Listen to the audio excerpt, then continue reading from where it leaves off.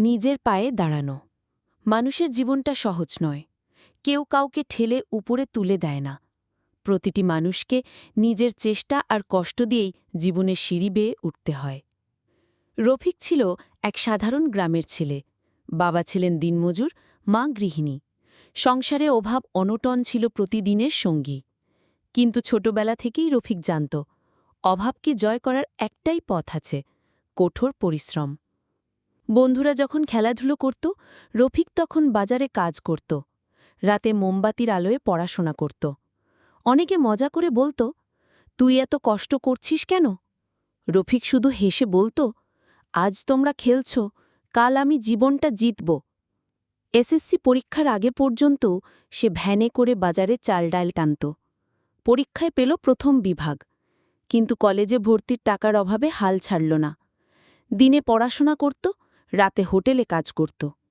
ক্লান্ত শরীর নিয়ে ফিরেও পড়ার টেবিলে বসত, কারণ সে জানত কষ্ট ছাড়া সাফল্য আসে না। অবশেষে বিশ্ববিদ্যালয়ে ভর্তি হল রফিক। গ্রামে সবাই অবাক হয়ে বলল, রফিককে কেউ ঠেলে উপরে তোলেনি, সে নিজেই লড়ে লড়ে উপরে উঠেছে। পড়াশোনা শেষ করে পেল একটি ভালো চাকরি। আজ তার নিজের ঘর আছে, বাবা মায়ের মুখে হাসি আছে, আর গর্বের সঙ্গে মাথা উঁচু করে দাঁড়ানোর শক্তি আছে। রফিক বুঝে গিয়েছে, জীবন হল পাহাড়ে চড়ার মতো। মাঝে মাঝে পাপ পিছলাবে, কষ্টে হাঁপিয়ে উঠবে, কিন্তু যদি হাল না ছাড়ো, লড়াই চালিয়ে যাও, তবে একদিন চূড়ায় পৌঁছানো যায়। বন্ধুরা, মনে রেখো, কেউ তোমাকে ওপরে তুলবে না।